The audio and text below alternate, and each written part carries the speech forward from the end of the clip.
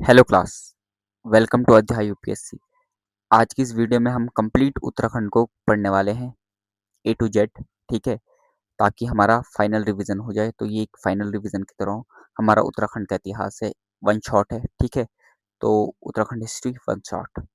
तो स्टार्ट करते हैं उत्तराखंड का प्राचीन इतिहास। सबसे पहले हम पुरातात्विक स्रोत से स्टार्ट करते हैं। हमें पता है हमारे पास क्या है, पुरातात्विक स्रोत है। पुरातात्विक स्रोत में हम सबसे पहले देखते हैं कपमार्क से ओखली। देखो, जो कपमार्क्स और ओखली का है, ये सबसे पहले हेनवुड, जो कि हमें हमारे उत्तराखंड के पुरातात्विक जनक भी कहा जाता है। उन्होंने 1859 में सर्वेक्षण किया था देवीधुरा मंदिर, जो कि हमारे चंपावत में है। ठीक है, इन्हीं का पुनर्निरीक्षण करते हैं 1970 में मुनीश चंद्र जोशी जी।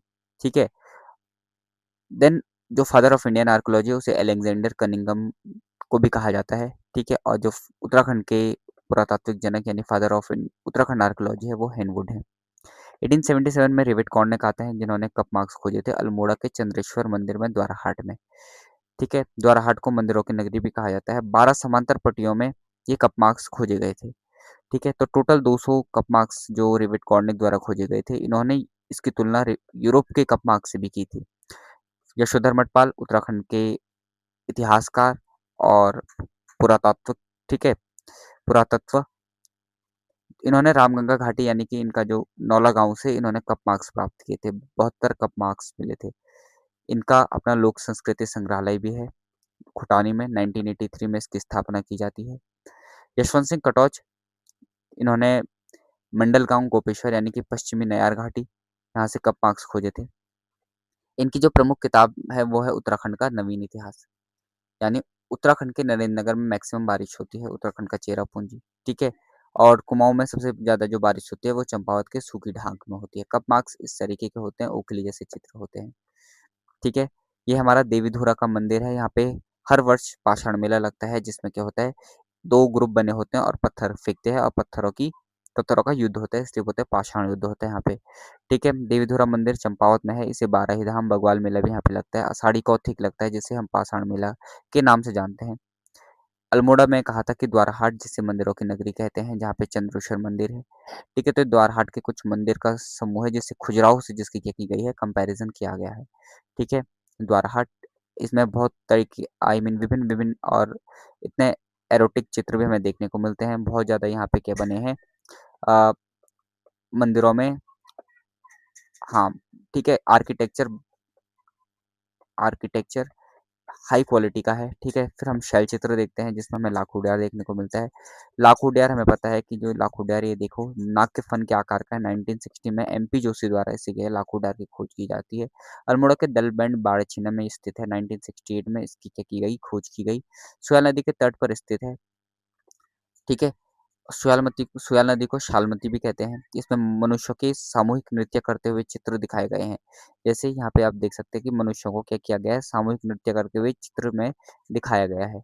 ठीक है, हाथ पकड़ते हुए। दो समूह है, 34 व्यक्ति। ठीक है, अब इसमें जो लहरदार ज्यामिति चित्र है, ठीक है, 1982 में इसका सर्वेक्षण यशवंत सिंह कटौच करते हैं। उत्तराखंड का नवीनतम इतिहास इन्होंने लिखा है। इनको अभी रिसेंटली 2024 में पद्म पुरस्कार भी मिला है, पद्मश्री से सम्मानित यशवंत सिंह कटौच। ठीक है, इसकी जो तुलना है ये भीमबेटका के केव से भी की गई है। भीमबेटका में ऐसे चित्र दिखाए गए हैं। देखो, ये एमपी में ये भीमबेटका है, यही लाखों डियार, ये हमारे लाखों डियार है। फिर उसके बाद मलारी गांव 1956 में एसपी डबराल द्वारा इसकी खोज की जाती है। धौलीगंगा चमोली में ये मलारी गांव स्थित है। समझ में आ रहा है? ठीक है, तो यहाँ पे हमारे मृद भांड मिलते हैं, जैसे सोने का मुखौटा 5.2 केजी के सोने का मुखौटा मिलता है। 1983 में गढ़वाल यूनिवर्सिटी के छात्रों द्वारा सर्वेक्षण किया गया, बट वो फेल रहे। 2002 में यहाँ पे कांस की कटोरी मिली है। ठीक है, यहाँ पे मेगालिथिक यानी बड़े बड़े पत्थरों का जो युग माना जाता है, वो मलारी गांव भी उसी में कंसीडर किया जाता है। ठीक है, मलारी गांव से प्राप्त जो बर्तन है, इनकी जो तुलना की गई है वो पाकिस्तान के स्वात घाटी से की गई है। देखो, ये शिव प्रसाद डबराल जी हैं, जिन्हें चारण भी कहते हैं। ठीक है, चारण का जो जन्म होता है वो 12 नवंबर 1912 में होता है। ठीक है, दुगड्डा के यानी पौड़ी गढ़वाल दुगड्डा के क्या है, ये रहने वाले हैं। दुगड्डा यहाँ पे क्या है, प्रिंसिपल भी है। ठीक है, दूसरा, चारण ने अपनी एनसाइक्लोपीडिया ऑफ उत्तराखंड करके भी क्या है, इन्होंने मलारी गाँव की खोज की, ये याद रखना। राहुल सांकृत्यायन जिन्होंने मलारी गाँव को खस जाति से संबंधित बताया, ठीक है। केदारनाथ भट्ट वास्तविक नाम, डॉक्टर यशोधर मठपाल। यशोधर मठपाल रामगंगा घाटी के कप मार्क्स के प्राप्तकर्ता है, लोक संस्कृति संग्रहालय खुटानी भीमताल से संबंधित, ठीक है।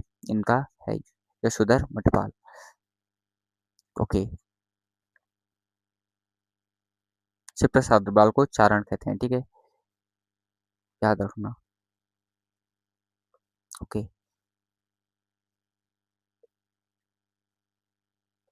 अब देखो फड़कानौली अल्मोड़ा पेटशाल, ठीक है। फड़कानौली की खोज 1985 में की थी, दोनों अल्मोड़ा में है। 1989 में ये की जाती है यशोधर मठपाल जी द्वारा, ठीक है। लोक संस्कृति संग्रहालय जैसे कि हमने बता दिया यशोधर मठपाल का 1983 में स्टैब्लिश किया जाता है, नृत्य करते हुए चित्र हैं, ठीक है। ओके, फलसीमा, फलसीमा हमारा अल्मोड़ा में स्थित है, योग मुद्रा में चित्र मिलते हैं, कथक शैली में मिलते हैं। ऐसी बनकोट है और नेपीताल है, दोनों पिथौरागढ़ में है बनकोट। यहाँ पे ताम्र आकृतियां मिलती है, ठीक है। और अल्मोड़ा के राजकीय संग्रहालय में इन ताम्राकृतियों को क्या किया गया है, रखा गया है। ऐसी लुएथाप है, लुई मतलब लाल, ठीक है, खून। तो लाल रंग के जो चित्र मिले हैं वो क्या है, हमारे लुएथाप से मिले हैं, अल्मोड़ा में स्थित है। किमनी गांव हमें पता है पिंदरनटी घाटी पे है, सफेद रंग के चित्र मिलते हैं और चित्रित हथियार मिलते हैं उस पेंटिंग पे, ठीक है। हुडली, हुडली यमुना नदी घाटी पे है, उत्तरकाशी में नीले रंग के चित्र मिलते हैं। थापली है, थापली टिहरी में स्थित है, चित्रित धूसर मृद भांड मिलते हैं, धान की खेती के साक्ष्य मिले हैं। ग्वारखे गुफा, ठीक है, गोरखे गुफा की खोज जो की है राकेश भट्ट ने की है, डुंगरी गांव से। अलकनंदा घाटी, अलकनंदा सबसे बड़ी नदी 195 किलोमीटर की है, ठीक है। ऐसी कुछ हैदराबाद देखो 1951 में ताम्र उपकरणों की खोजी गुरुकुल कांगड़ी विश्वविद्यालय, ठीक है, हैदराबाद गुरुकुल कांगड़ी विश्वविद्यालय। ओके, हैदराबाद, ठीक है। यहाँ पे ये दस शर्मा ने 1953 में पाषाण उपकरणों की खोजी गंगाद्वार हरिद्वार को कहा जाता है, ठीक है। तो प्राप्त उपकरणों की तुलना सोन घाटी से, ठीक है, की गई है, ठीक है। ऐसी दयाराम साहनी है जिन्होंने 1921 में हड़प्पा की खोज की थी, दयाराम साहनी। और राखादास बनर्जी ने मोहनजोदड़ो की खोज की थी, ठीक है। तो दयाराम साहनी 1921 में इन्होंने उत्तराखंड के मंदिरों का भी क्या किया, अध्ययन किया। उत्तराखंड का साहित्यिक इतिहास देखें। अब साहित्यिक इतिहास हमने पुरातात्विक इतिहास पढ़ लिया, अब साहित्यिक इतिहास। साहित्यिक इतिहास में हम लिटरेचर देखते हैं कि उत्तराखंड में ऐसे लिटरेचर जो भी लिटरेचर है उसमें उत्तराखंड का क्या रोल रहा है, ठीक है। तो देखते हैं कि हम ऋग्वेद है, तो ऋग्वेद में लिखा गया है कि उत्तराखंड जो है उसको देवभूमि कहा गया है। उत्तराखंड के जो क्षेत्र है उसे कहा गया है देवभूमि, इसलिए उत्तराखंड को देवभूमि भी कहा जाता है। इसे मनुष्यों यानी ऋषियों की पुण्य भूमि करके भी वर्णन है। पुराण कुल 18 पुराण है। 18 पुराण में जो सबसे बड़ा पुराण है वो है स्कंद पुराण। स्कंद पुराण में, ठीक है, हमारे तीन उत्तराखंड को हिमालय को 5 भागों में बाँटा गया, जिसमें से ब्रह्मपुर, खसदेव, उत्तराखंड, ठीक है, ऐसे नाम के दिए गए हैं उत्तराखंड को दिए। 5 भागों में जो बाँटा गया उसमें से केदारखंड, मानसखंड, जालंधर, कश्मीर, नेपाल। केदारखंड हमारा गढ़वाल घाटी हो गया, मानसखंड कुमाऊँ हो गया, ठीक है। अब केदारखंड का जो रो एरिया बताया गया है वो बोला गया है हरिद्वार से हिमालय तक, ठीक है। तो ये वाला रीज़न है। मानसखंड को बोला गया कि नंदा देवी से लेकर कालागिरी पर्वत तक क्या है, हमारा कुमाऊँ है। ऐसे जालंधर हमारा ये पंजाब, कश्मीर, ठीक है, नेपाल, ये 3 अलग से हिमालयन क्षेत्र हो गए, ठीक है। अब देखो ब्राह्मण ग्रंथ कुल 14 हैं, ठीक है। ऐतरेय ब्राह्मण सबसे बड़ा जो ब्राह्मण है, ठीक है, ब्राह्मण ग्रंथ है ऋग्वेद का, वो है ऐतरेय ब्राह्मण, ठीक है। और पूरे वेदों में भी जो सबसे बड़ा ब्राह्मण ग्रंथ है वो हमारा ऐतरेय ब्राह्मण है। इसमें उत्तराखंड को उत्तर कुरु कहा गया है। क्या कहा गया? उत्तर कुरु। ऐसे सतपथ ब्राह्मण, षड्विश ब्राह्मण, तैत्रीय ब्राह्मण, कौशिकीय ब्राह्मण, ठीक है। महाभारत में 18 पर्व हैं। इसी के वन पर्व में उत्तराखंड को स्वर्ग भूमि कहा गया, तपोभूमि कहा गया और बद्रिकाश्रम कहा गया है। तो बद्रीनाथ को बद्रिकाश्रम भी कहते हैं, तो इसके जो पूरा एरिया है उसको बद्रिकाश्रम भी कहा जाता है।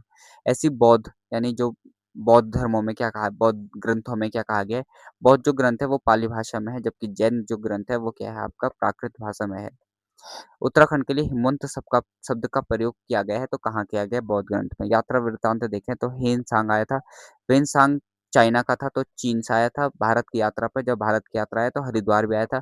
तो उसने हेनसांग ने क्या किया था, सीयू की जैसी बुक लिखी, ठीक है। और ये चाइनीज लैंग्वेज है।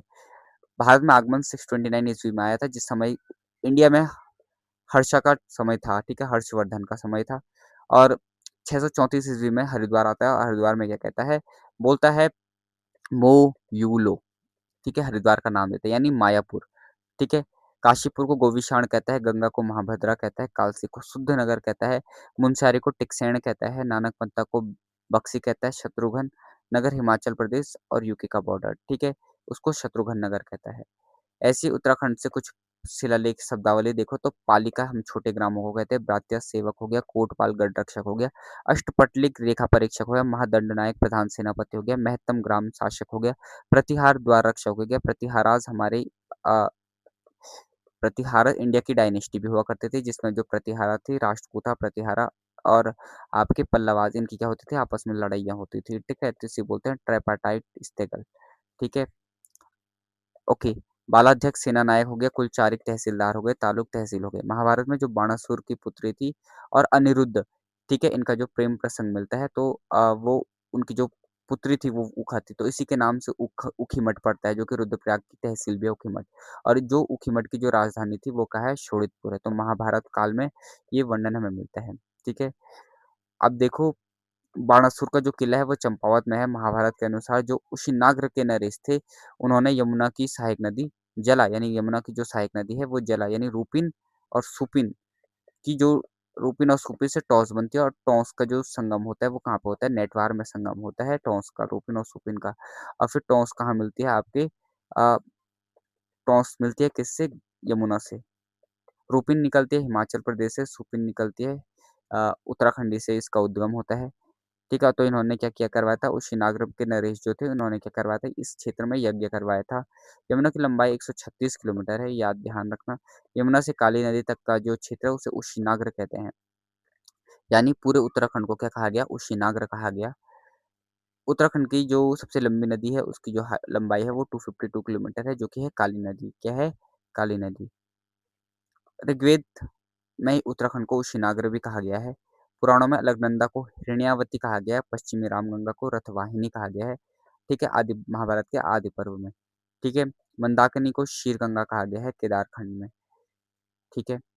अब उत्तराखंड बनने से पहले कुछ किताबें लिखी गई थी, जैसे उत्तराखंड का रहस्य शालग्राम वैष्णव ने लिखी थी, वसुधारा गोविंद प्रसाद नौटियाल ने लिखी थी, बाल कृष्ण भट्ट के द्वारा कनक वंश काव्य लिखा गया था, ठीक है, वेदमाला हरिराम धस्माना।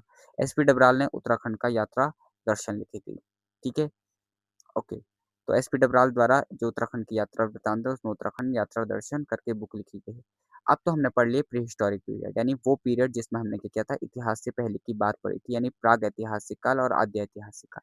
अब हम पढ़ते हैं वहां जहाँ पे हमारे पास कुछ ऐसे सोर्सेज हैं जिनमें एक्चुअल में डॉक्यूमेंटेड है, एक्चुअल में लिखा गया है कि भाई उत्तराखंड में क्या हुए कैसे हुए। तो यहाँ पे ऐतिहासिक काल, जहाँ पे राजनीतिक ऐतिहासिक काल भी बोल सकते हैं हम। तो पहली राजनीतिक शक्ति थी जो कुणिंद वंश थी, तो कुणिंद वंश 600 ईस्वी से लेकर 300 ईस्वी पूर्व तक ये रहे। अब यहाँ पे आप सोचे होंगे कि ये डेट ऐसे क्यों लिखी गई है, 600 ज़्यादा 300 ऊपर। तो ये हम इसकी बात करें, इस पॉइंट से 600 साल पहले तो ये हो गया, इस पॉइंट से 300 साल पहले तो ये हो गया। तो पहले ये आया फिर ये आया, तो इसलिए ये ऐसे लिखा जाता है। तो यहाँ से यहाँ तक की डिस्टेंस 3 थी, यहाँ से यहाँ तक की डिस्टेंस 600 थी। तो 600 से लेकर 300 तक ईस्वी पूर्व तक क्या है, कुणिंद वंशों ने उत्तराखंड में राज किया। जो इसकी जानकारी है वो सिक्के हैं, 3 प्रकार के सिक्के मिलते हैं कुणिंद वंशों से। 3 प्रकार के जो सिक्के हैं, अमुक प्रकार के सिक्के, अल्मोड़ा प्रकार के सिक्के और छत्रेसर प्रकार के सिक्के। अमुक भूति प्रकार के सिक्के ऐसे दिखते हैं जिसमें सबसे प्रतापी राजा अमुक भूति को माना जाता है। यहाँ पे सिल्वर यानी कि चांदी की रजत मुद्राएं, चांदी की मुद्राएं हैं जिन्हें रजत मुद्रा भी बोलते हैं, और ताम्र मुद्राएं प्राप्त हुई। इसमें 2 लिपियों में बात लिखी गई, खरोष्टी लिपि, ब्राह्मी लिपि। सबसे ज्यादा सिक्के थे, यमुना शैली का प्रभाव देखने को मिला, शिव एवं नंदी का चित्र मिला। अल्मोड़ा प्रकार के सिक्के, ठीक है, अल्मोड़ा से प्राप्त सिक्के थे। तो शिवदत्त से पालित हरिदत्त भगवत 4 राजाओं के नाम थे, ठीक है। फिर अल्मोड़ा प्रकार में जो 4 सिक्के, 54 सिक्कों में से जो 4 सिक्के मिलते हैं वो क्या है, ब्रिटिश संग्रहालय में रखे गए हैं, ठीक है। इस चित्र में अल्मोड़ा प्रकार के सिक्के में मानव मूर्ति और कुबड़ वाले बैलों का भी चित्र मिलता है, ठीक है। मैक्सिमम जो है तांबे के सिक्के, छत्रेश्वर प्रकार के सिक्के क्या है, अनाम प्रकार के भी सिक्के कहते हैं, और कुषाणों का प्रभाव देखने को मिलता है। अगर देखें तो राहुल शंकरतैन ने कुड़िंदों के आराध्य को कहा कि भगवान शिव इनके क्या हैं, ईष्ट हैं, ठीक है। एमपी जोशी ने इन्होंने कुड़िंदों के कॉइनों की स्टडी की, जिसे इन्होंने कहा मॉर्फोलॉजी ऑफ कुड़िंदा कॉइन्स, ठीक है। कुनिंदा को द्विज कहा जाता है। द्विज वो होते हैं 2 बार जन्म लेने वाले, जैसे इनका जो पर्यायवाची है उसे हम बोलते हैं जो भी ऐसे जानवर जो क्या होते हैं अंडे से पैदा होते हैं, पंडित हो गए और दांत हो गए, ये 2 बार आते हैं। दांत 2 बार आते हैं, पंडित 2 बार जन्म लेते हैं। ठीक है, अंडे से पैदा होने वाले जानवर ऑलरेडी क्या होते हैं 2 बार पैदा होते हैं। सुबाहु सुबाहु की राजधानी श्रीनगर हुआ करती थी वन पर्व महाभारत में। कुनिंदों के राजा पांडवों की सहायता कर किया सुबाहु। तो सुबाहु क्या है, कुनिंद वंश से संबंधित हैं। किससे? कुनिंदों से संबंधित हैं। ऐसी शक वंश के स्रोतों की जानकारी सूर्य मंदिर से मिलती है। ठीक है, जो शकों के राजा थे उन्हें क्षत्रप कहा जाता था। ठीक है, भारत का जो सबसे बड़ा सूर्य मंदिर है वो कोणार्क सूर्य मंदिर है, जो कि कहाँ है आपका? कोणार्क सन टेम्पल आपका कहाँ है? उड़ीसा में है। कहाँ है? उड़ीसा में। उत्तराखंड का सबसे बड़ा जो सूर्य मंदिर है वो कटारमल सूर्य मंदिर है, जिसे बड़ा आदित्य सूर्य मंदिर भी कहते हैं। ठीक है, कटारमल सूर्य मंदिर कहाँ है आपका? अल्मोड़ा में है। 1974 में इसकी क्या की जाती है? खोज की है। और यहाँ पे ना अष्टधातु की मूर्ति है, जो कि लगभग 12 करोड़ की मूर्ति थी, वो क्या हो जाती है? चोरी हो जाती है। इसके फिर कपाट को निकाल के, कपाट भी बहुत महंगे थे, तो कपाट मंदिर से कपाट को निकाल के दिल्ली के म्यूजियम में रख दिए। ठीक है, फिर ऐसी पलेठी का सूर्य मंदिर है। ठीक है, देवप्रयाग में है पलेठी का सूर्य मंदिर। ठीक है, कल्याण वर्मन द्वारा क्या किया जाता है? वर्मन डायनेस्टी, तो इसके द्वारा बनाया जाता है। अन्य सूर्य मंदिर जैती का सूर्य मंदिर, रमक का सूर्य मंदिर अल्मोड़ा में स्थित है। जैती का सूर्य मंदिर आपका चंपावत में स्थित है। ऐसी कुलसारी में भी सूर्य मंदिर माना जाता है, तो चमोली में स्थित है। ठीक है, कुछ सूर्य मंदिर है नॉट इम्पोर्टेंट। बट अब देखो कुषाण वंश, यानी कि अब कुनिंदा के बाद कुषाण आते हैं। कुषाण के जो संस्थापक, यानी कुषाण हमारे ऑलरेडी पहले से थे, ये फॉरेन रूलर्स थे। तो इसमें से जो एक डायनेस्टी थी, एक था वो हमें बोलते हैं कुजूल कटफाइसिस। ठीक है, कुजूल कटफाइसिस, तो इसी का जो एक राजा हुआ करता था इसी लाइन का, तो वो था कनिष्क। क्या? ठीक है, कनिष्क। तो इसकी भी सिक्कों से जानकारी मिलती है। ठीक है, गोविशाण काशीपुर। ठीक है, यहाँ से हमें क्या होते हैं? इनके सिक्के प्राप्त होते हैं। ओके, फिर अगर यौध्य वंश देखें तो जौनसार, काला डांडा, लैंसडाउन में बाड़ा वाला दून यज्ञ वेदिकाएं मिलती हैं शीलवर्मन की। ठीक है, यौध्य वंश का जो हुआ करता था वो शीलवर्मन हुआ था। तो यहाँ बाढ़ वाला यज्ञ वेदिका अगर पूछा जाए तो किसकी है? तो शीलवर्मन से संबंधित है। इतना याद रखना है। ठीक है, कार्तिकेय भगवान की करती थी, ये पूजा करते थे। ठीक है, और कार्तिका का एकमात्र मंदिर हमें क्रौंच पर्वत रुद्रप्रयाग पे देखने को मिलता है, जिसे बोलते हैं कार्तिक स्वामी। क्या बोलते हैं? कार्तिक स्वामी। नागवंश। ठीक है, नागवंश के स्रोतों की जानकारी हमें गोपेश्वर के त्रिशूल लेख से मिलते हैं। 4 राजाओं के नाम प्राप्त है: स्कंदनाग, अंशुनाग, विभुनाग, गणपति नाग। मैक्सिमम नाग मंदिर हमें पिथौरागढ़ में देखने को मिलते हैं। ऐसे मौखरी वंश देखने को मिलता है हमें। नागवंशों का जैसे पतन होता है तो मौखरी शासन आता है। कन्नौज के गृहवर्मन, कन्नौज ठीक है अंतिम शासक गृहवर्मन था। ठीक है, मौखरी वंश के पश्चात थानेसर के हर्षवर्धन के अधीन हो जाता है, तो हर्षा का पीरियड चलता है, जिसी में कौन आता है? वेनसांग आता है। ठीक है, तो वेनसांग की यात्रा वृत्तांत 634 ईस्वी में। ठीक है, तो ब्रह्मपुत्र, गंगा से करनाली, शत्रुघ्न, सिरमौर वाला जो राज्य हो गया, गोविषण, काशीपुर, रामपुर, पीलीभीत वाला जो राज्य होता है उसका नाम देता है ये। ठीक है, और बोलता है कि 3 छोटे-छोटे भागों में बँट गया था।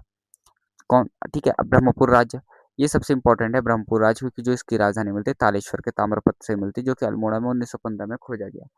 ठीक है, पौरव वंश में 5 राजा थे: द्युतिवर्मन, विष्णुवर्मन, अग्निवर्मन, विष्णुवर्मन, विष्णुवर्मन टू। भाषा संस्कृति लिपि गुप्त ब्राह्मी लिपि थी। कुल देवता वीणेश्वर स्वामी थे। ठीक है, पौरव वंशों का जो प्रशासन है, ठीक है, इसमें हम देख लेते हैं। पहले 2 प्रकार की भूमि थी। सारी भूमि उसे कहा जाता है, जो एक तरीके से असिंचित भूमि होती है उसे सारी कहा जाता है। सारी, तो सारी में पानी नहीं होता है। ठीक है, बिल्कुल प्लेन होता है, नो पानी, तो सिंचित। केदार भूमि वो होता है जो सिंचित भूमि होती थी। ठीक है, ऐसी गुप्तचर को कटक बोलते थे, भागी को कर वसूलने वाला बोलते थे, ऐसी द्विपति को लेखक वर्ग का प्रधान बोलते थे। इतना नहीं है, आपको ये याद रखना है। और विदेश मंत्री को संधि विग्रह कहते थे। ठीक है, संधि विग्रह, तो पौरव वंश के ये प्रशासन थे। ऐसी कार्तिकेय राजवंश में हमें प्रथम ऐतिहासिक राजवंश, जो कि एटकिंसन द्वारा क्या किया गया? यूज किया गया। ठीक है,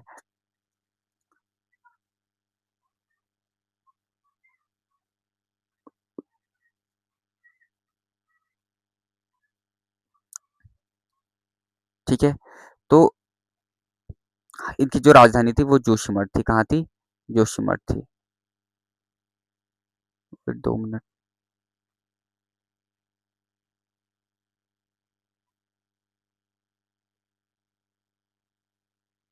कहाँ थी? जोशीमठ और बैजनाथ कह रही इनकी राजधानी रही रणछूलाहाट। ठीक है, जो इनके स्रोत थे हमें मैक्सिमम पांडुकेश्वर से मिलते हैं। ललित सूर्यदेव कुटिला लिपि का प्रयोग किया जाता है। कनिंगम के अनुसार कतियोरों की राजधानी जो थी वो लखीमपुर थी। शीतकालीन जो राजधानी थी टिकुली रामनगर थी। प्रथम परिवार जो था बसंत देव था, खरपर देव था, कल्याण राज था, त्रिभुवन राज था। ये 4 इनके क्या होते हैं, तो इसे बोलते हैं बसंत देव का परिवार।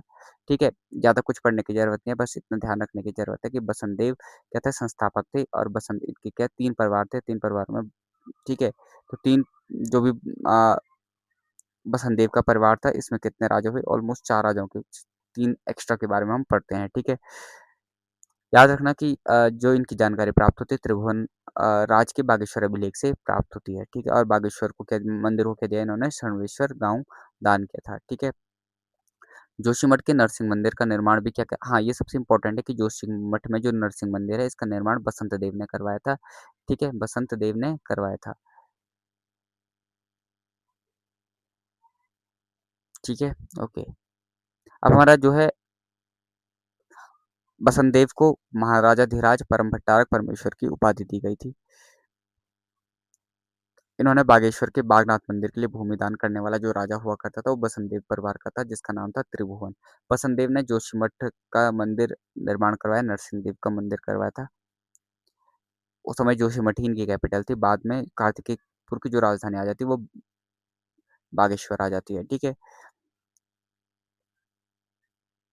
जागेश्वर में इन्होंने विमानों का निर्माण करवाया था निम्बरदेव ने। निम्बरदेव दूसरा परिवार है, ठीक है। इसके जो दूसरे राजा हैं वो ईष्ट देवगण हैं, ठीक है। इन्होंने उत्तराखंड को एक सूत्र में बांटने का जो प्रयास किया वो ईष्ट देवगण ने किया।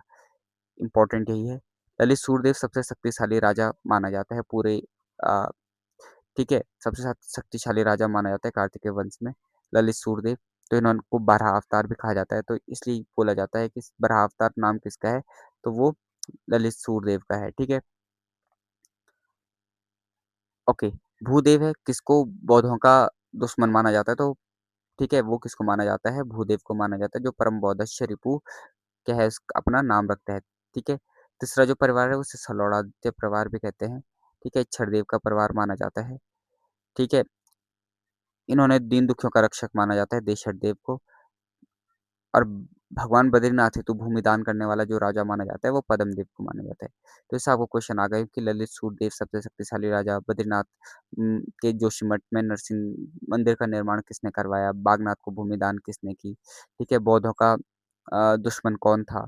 तो ये ऐसे क्वेश्चन बन जाते हैं।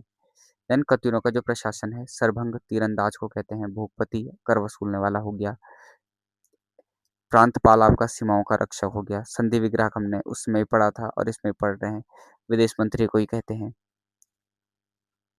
कुमाऊं का इतिहास देखें तो चंदवंश, ठीक है। तो उसके बाद कुमाऊं में एक शक्ति आती है जिसे बोलते हैं चंदवंश।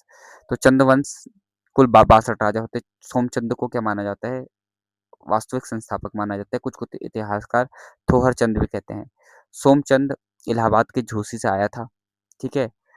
सोमचंद के द्वारा सबसे पहले सोमचंद जो था उसने क्या किया था, चरालों की नियुक्ति की थी, चौधरी, तड़ाकी, बोरा, कार्की। तो ये 4 वो थे जो इनके चराल थे। इन्होंने राजबुंगा किले का क्या किया, निर्माण करवाया था, ठीक है। जो इनके टाइम पे जो पहला आक्रमण होता है वो दानकोट के रावत राजा करते हैं। इनका जो सेनापति हुआ करता था वो कालू तड़ाकी था, ठीक है। चंपावत में इनका जो था सबसे पहले इन्होंने अपने चंपावत में राजबुंगा किले का निर्माण किया, तो कालू तड़ाकी वहीं का था। तो इसी के नाम पे क्या करता है, चंपावत का नाम क्या पड़ जाता है, कुम्मू काली पड़ जाता है। चंपावत में जो बोली बोली जाती है वो कुमैया है, ठीक है। ये भी ध्यान रखने वाली बात है। फिर बाद में चौथानी ब्राह्मणों की नियुक्ति की जाती है, ठीक है। पांडे, बिष्ट, सिमल्टिया, जोशी ये चौथानी ब्राह्मण हैं, ठीक है। इन चौथानी ब्राह्मणों के ही बाद में सरोला ब्राह्मणों की भी नियुक्ति की जाती है जयपाल द्वारा। बट ये याद रखना कि जो जोशी होते थे वो समय के दीवान हुआ करते थे। सिमल्टिया, बिष्ट कारदार हुआ करते थे, पांडे पुरोहित के पद पर हुआ करते थे। एपण कला की जो शुरुआत है वो इसी टाइम पे सोमचंद द्वारा की जाती है। कुमाऊँ में पंचायती राज व्यवस्था की शुरुआत भी इसी इसी की वजह से की जाती है। अगर आपको ये डिटेल देखना है तो आप दूसरी वीडियो देख सकते हो, उसमें डिटेल में बताया गया कि पंचायती राज व्यवस्था कैसे। तो यहाँ पे क्योंकि सयाणा और बूढ़ा जैसे पद नियुक्त कर देते थे छोटे-छोटे गाँवों में टैक्स वसूलने के लिए, तो इसलिए इन्हें क्या कहा जाता है, पंचायती राज व्यवस्था। ये एक मांडलिक राजा था, ठीक है? यानी किसी अन्य राजा के अधीन था इसलिए इसे मांडलिक राजा बोलते हैं। और डोटी के राजाओं के अधीन था जिस डोटियों को हम क्या बोलते हैं, रैंका भी बोलते हैं। जयदेव मल उस समय राजा हुआ करता था।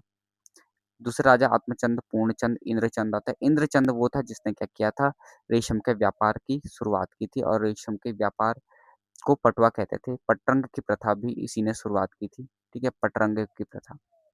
ठीक है, ऐसी वीणा चंद आते हैं। वीणा चंद्र को खस राजा बीजर जीजर ने क्या किया था, हरा दिया था। ठीक है, और 200 सालों तक वीणा चंद्र को हरा दिया। लेकिन वीणा जब हार जाता है, क्योंकि वीणा क्या है, वीणा बजाता रह गया, तो फिर वीर आता है। तो वीर क्या कर देता है, उस वीरता से क्या कर देता है, उस खसों को हरा देता है। ठीक है, ऐसे ही नानिक चंद आता है जिसमें क्या होता है, अशोक चल 1191 में गोपेश्वर के त्रिशूल लेख से प्राप्त होता है कि अशोक चल ने 1191 में क्या किया था, नानिक चंद पर आक्रमण किया था। तो गोपेश्वर जाना, गोपेश्वर में गोपीनाथ का मंदिर है, गोपीनाथ के मंदिर में क्या है, त्रिशूल है। तो उस त्रिशूल में साफ लिखा है। देन अभय चंद मानेश्वर के मंदिर से अभिलेख प्राप्त है। राम सिंह ज्ञानचंद फिरोज शाह तुगलक के दरबार में आया, पहला राजा दिल्ली सल्तनत गया था। ठीक है, सेरा खड़कोट का ताम्रपत्र मिलता है। ओके, सेनापति जो था ज्ञानचंद का, ठीक है, याद रखना, जो ज्ञानचंद ने क्या किया था, इसे ज्ञानचंद को गरुड़ की उपाधि दी थी फिरोज शाह तुगलक ने, क्योंकि दरबार में गया था। तो इसका जो सेनापति होता था वो क्या था, नीलू कठैत था। तो नीलू कठैत को कुमैया खिल्लत भी बोलते हैं। इसे रौद भूमि मिलती है। ठीक है, रौद भूमि वीरों को दी जाने वाली जो भूमि है। ठीक है, ऐसी इसका जो दुश्मन था वो था जस्सा सिंह कमलेखी। भारती चंद वो था जो पहला राजा था जो स्वतंत्र हुआ, यानी उस अब जो मांडलिक राजा वाली जो थी, उन्होंने क्या कर दिया था, हरा दिया था। अब ये खुद के थे स्वतंत्र राजा बन गए थे। ठीक है, अब देखो,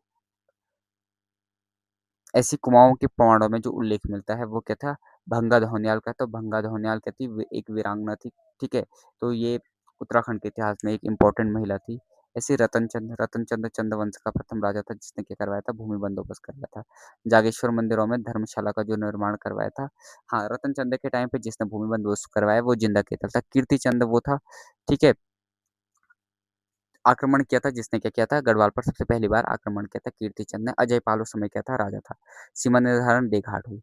ऐसी मानिक चंद क्या था, सूरवंश का विद्रोही माना जाता है। उस समय शेरशाह सूरी। ठीक है, तो जो सूरसा का विद्रोही था, ख्वास खां, कुमाऊं में आता है। ठीक है, द्वारी के दाऊदी बुक में क्या है, इसका वर्णन मिलता है। फिर भीष्म चंद वो था जिसने सबसे पहली बार चंपावत से अल्मोड़ा कैपिटल ले जाने का काम किया और खगमरा किले का निर्माण करना शुरू किया।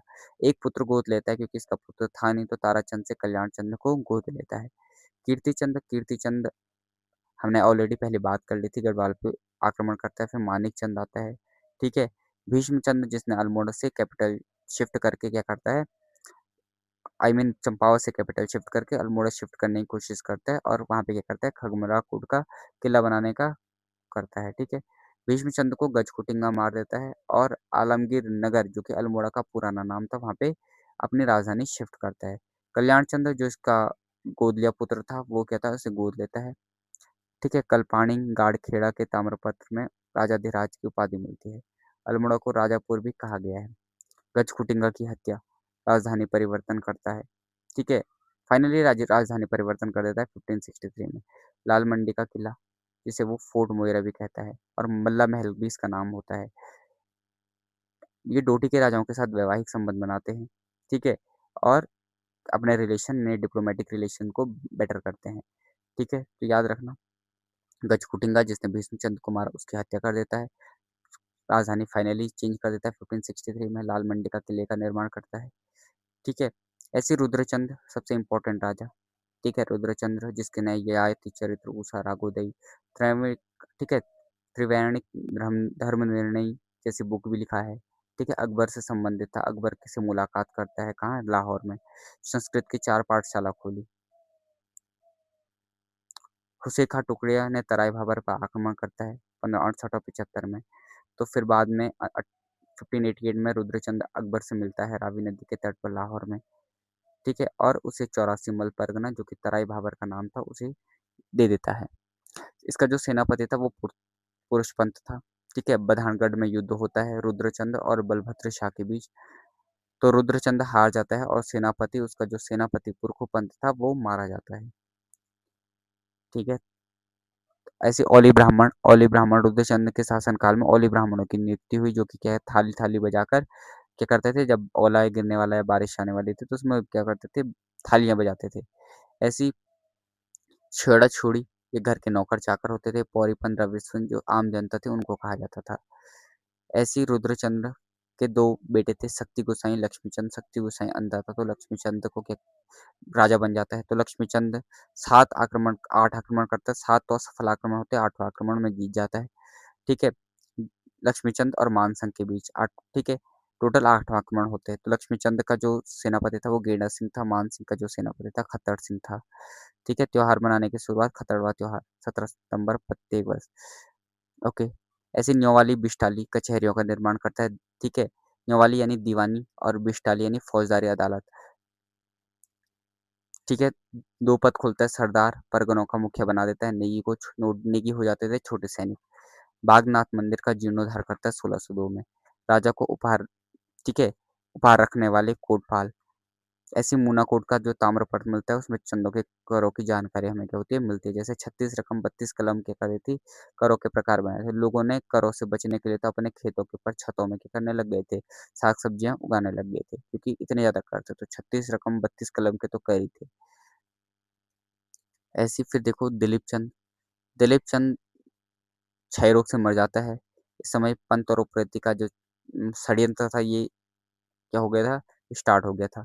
तो फिर विजय चंद आता है। विजय चंद में 3 सेनापति थे। तो पीरू गोसाई जो है सबसे इम्पोर्टेंट सेनापति है। तो पूछा जाता है पीरू गोसाई किसका सेनापति था, विजय चंद का। ठीक है, शाकाराम कार्की किसका सेनापति था। ठीक है, त्रिमल चंद्र, त्रिमल चंद्र का जो था वो पभय का ताम्र पत्र से जानकारी मिलती है। ठीक है, इन्होंने जागेश्वर में इसकी मूर्ति स्थापित है, किसकी, त्रिमल चंद्र की। तो त्रिमल चंद्र की मूर्ति कहाँ रखी है, जागेश्वर में रखी गई है। सिरमन ओकले द होली हिमालयाज में क्या है, रसोई दरोगा नियुक्त किया जाता है। तो इसकी जो होली हिमालय में क्या है, इस बुक में वर्णन मिलता है, और ये बुक है सिरमन ओकले की।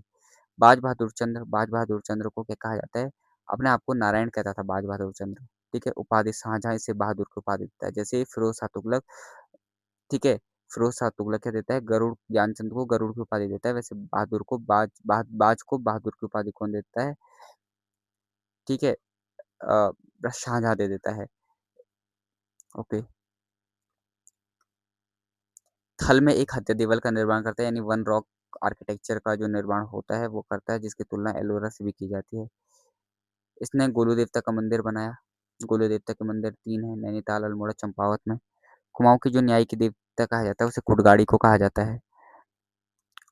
ओके, सुलेमान सिको मुगलों का जो राजकुमार था वो बाज बहादुर, समझ यानी शाहजहाँ था। शाहजहाँ के बाद क्या था, औरंगजेब आता है। बट औरंगजेब क्या कर देता है, अपने शासनकाल में बहुत ज़्यादा क्रुएलिटी फैलता है, अपने भाई अपने बाप सबको मार देता है। ठीक है, तो फिर सुलेमान सिको भाग के भाई, मतलब भाई का जो बेटा था, ठीक है, दारा शिको का जो बेटा था वो भाग के आता है, बाज बहादुर चंद के पास आता है। बाज बहादुर चंद डर के मारे उसे क्या नहीं देता है, शरण नहीं देता है, और गढ़वाल भेज देता है। गढ़वाल में फिर वो पृथ्वीपति शाह के पास शरण लेता है 1658 में। ठीक है, एकमात्र ये राजा जिसका बाज वो है बाज बहादुर चंद, जिसका न्यूयॉर्क में क्या है, फोटो है। ठीक है, न्यूयॉर्क में चित्र रखा गया है। भूटिया व्यापारियों पर क्या है, सिरती कर लगाता है। कैलाश मानसरोवर के लिए गूढ़ भूमि धर्म, ठीक है, मंदिरों के लिए दी जाने वाली भूमि गूढ़ भूमि 1673 में देता है। बाज बहादुर चंद्र अत्याचारी हो गया था, बूढ़ा शासक भी, बूढ़ा भी हो गया था। तो फिर कहने लग गए थे कि बरस भयो 80 बुद्धि गयो 89। ऐसी पनेरू फलेरिया हरबोला, ठीक है, पानी लाने वाला पनेरू, फल लाने वाला फलेरिया। ठीक है, हर हर करके करके राज दरबार को जो उठाता है उसे बोला हरबोला। फिर आता है उद्योचन। उद्योचन के हीरू देवबा सबसे इम्पोर्टेंट है, जो कि क्या था, उद्योचन का सेनापति था। ठीक है, बधानगढ़ का जो आक्रमण होता है 1678 में होता है उद्योचन के, चांदपुर गढ़ पर आक्रमण 1679 में। फिर खैरीगढ़ की संधि 1688 में। रंग महल का निर्माण करता है, तल्ला महल का निर्माण करता है, लक्ष्य दिवाली थी। तो रंग महल का निर्माण उद्योचन, तल्ला महल का निर्माण, मल्ला महल का निर्माण कौन करता है, तो ठीक है, उद्योचन। ठीक है, मल्ला महल, ऐसे तल्ला महल उद्योचन। फिर लाल मंडी किला कौन बनाता है, ठीक है, जिसे फोर्ट मोइरा भी कहते हैं। ज्ञानचंद्र टू आता है। ज्ञानचंद्र टू जो है, इसके टाइम ये क्या करता है, बधानगढ़ पर आक्रमण करता है, वहां से नंदा देवी की मूर्ति को चुरा के लेके आ जाता है। सोने की मूर्ति थी। ठीक है, फिर दुधौली का युद्ध होता है 703 में, ध्यानचंद और फतेहपति शाह के बीच में। ठीक है, अब देखो कचूर घाटी में जो मंदिर निर्माण करवाता है वो ज्ञानचंद दो ही करवाता है। ज्ञानचंद 2 क्या करवाता है, कथुर घाटी में बद्रीनाथ मंदिर का निर्माण। जैसे जगत चंद है, इसी के टाइम पे स्वर्णकाल कहा जाता है। जगत चंद के टाइम पे जो कुमाऊं के चंद वंश का जो स्वर्णकाल था वो यहीं पे था। ठीक है, क्योंकि इस समय जुआरियों पे कर लगे थे। ठीक है, ऐसी 84 मल परगने से यहाँ पे सही से इनकम होती थी, यानी जिसे नौलखिया परगना बाद में इसका नाम पड़ गया था। ठीक है, चेचक से इसकी मृत्यु हो जाती है।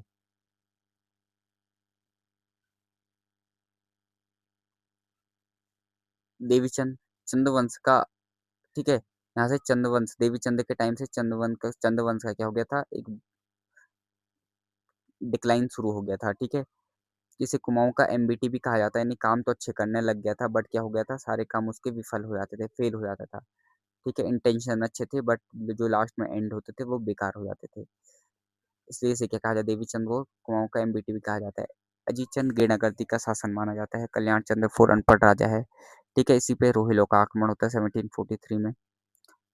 ओके, देखो, गढ़वाल कुमाऊं और रोहिला आपस में जो मिलकर, ठीक है, ठीक है, पहली बार क्या बनाते हैं, संयुक्त सेना बनाते हैं, गढ़वाल कुमाऊं, और फिर बाद में रोहिलों के साथ लड़ाई करते हैं। तो कल्याण चंद्र फोर के टाइम पे ही करते हैं, तो ये थोड़ा इंपॉर्टेंट है। ठीक है, दरबारी जो कवि था वो कल्याण चंद्रोदियम लिखता है, उसके कवि शिव शिवदत्त जोशी नारायण मिश्र ने शिवाजी की उपाधि दी थी, कल्याण चंद्र फोर को सेनापति बनाता है, उपाधि देता है। ठीक है, कुमाऊं का जो बैरम खास शिवदास जोशी को भी कहा जाता है। फिर राजा दीपचंद आता है, जिसका जो संरक्षक है वो शिवदेव जोशी होता है। सेनापति हरिराम होता है और हर्षदेव जोशी होता है। हर्षदेव जोशी शिवदत्त जोशी का बेटा होता है।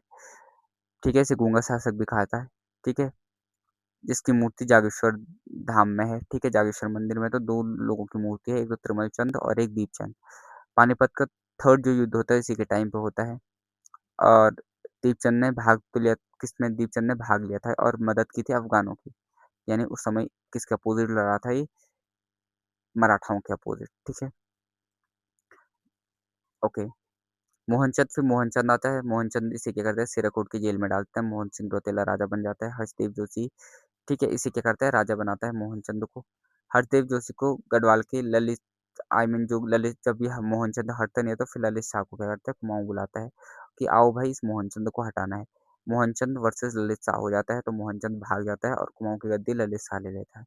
ललित शाह अपने छोटे बेटे को प्रद्युमन शाह को क्या कर देता है, कुमाऊं की गद्दी पर बैठा देता है और खुद क्या कर लेता है, गढ़वाल की ओर बढ़ता है, और मलेरिया से उसकी मृत्यु हो जाती है। फिर जब वहाँ पे गढ़वाल में अपने बड़े बेटे की, ठीक है, बड़े बेटे जयकृत शाह को क्या करता है, गद्दी पर बैठा देता है। बट प्रद्युमन शाह और जयकृत शाह के बीच होने लग जाती है, ऐसी साइकोलॉजिकल वॉर होने लग जाती है, टॉर्चर करता है बार बार, यहाँ से कभी अपने यहाँ से गुंडे भेज देता है। ठीक है, तो वहाँ पे लूटपाट मचा देता है। ठीक है, बट इसी टॉर्चर से आके जयकृत शाह क्या कर देता है, मंदिर में कर देता है, आत्महत्या कर देता है। प्रद्युमन शाह गढ़वाल चले जाता है धन लेके, और कुमाऊं की गद्दी हो जाती है, खाली हो जाती है। फिर उसके बाद मोहनचंद, कुमाऊं का फिर से मोहनचंद के जैसे वो भागता है तो कुमाऊं में फिर से मोहनचंद आ जाता है। मोहनचंद आता है तो फिर इसके बाद क्या कहता है, मोहनचंद नाग बाबाओं की फौज तैयार करता है। ठीक है, हर्षदेव जोशी क्या करता है, मोहनचंद की हत्या करवा देता है और नया राजा यानी शिवचंद को बैठा देता है। शिवचंद को मिट्टी का महादेव भी कहा जाता है, क्योंकि पपेट था एक तरीके से, ठीक, कठपुतली की तरह था। बट मोहनचंद का भाई आता है लाल सिंह चंद, और अपने, आई मीन शिवचंद को मरवा देता है, और अपने भाई के बेटे मोहनचंद के बेटे महीचंद को क्या कर देता है, गद्दी पर बैठा देता है। फिर महीचंद रूल करता है, लेकिन हर्षदेव जोशी इस बार क्या बुलाता है, गोरखाओं को बुला देता है, और गोरखाओं से क्या कर देता है, इनको, इसको मरवा देता है, और उसके बाद गोरखा शासन हो जाता है, और हवाल बाग का युद्ध होता है, जिसमें क्या होता है, महीचंद की हत्या हो जाती है और गोरखा शासन शुरू हो जाता है। ठीक है, हरदेव जोशी को कुआं का चाणक्य, किंग मेकर, विभीषण, ठीक है, सब कहा जाता है। चंद वंशों का जो प्रशासन था, सबसे छोटा गांव था, गांव से बड़े गरखे थे, गरखे से बड़ा परगना था, फिर देश थे, फिर मंडल थे, सबसे बड़ा राज्य था। ठीक है, जहाँ पे राजा रूल करता था, और छोटे मंडल थे, मंडलों को देश में बांटा गया था, तो परगना, गरखे और गांव। ठीक है, जो परगना था, इनका जो सबसे बड़ा अधिकारी होता था वो सीकदार होता था, सर्वोच्च सैनिक अधिकारी बख्शी होता था। कोटाल लगान व लेखा जोखा रखने वाला प्रधान अनुवांशिक पद था। चंद्रवंशों के कर, ठीक है, ये सारे चंद्रवंशों के कर हैं। ठीक है, ये आप एक अलग से वीडियो बना रखी, छोटी सी क्लिप, उसमें देखना। ठीक है, बस याद रख लो, मिझारी कर कामगारों पे लगता था, सिरती कर बाज बहादुर ने भूटियों पे लगाया था। ठीक है, ऐसी मांगा कर आवश्यकता पड़ने पे लगने वाला कर।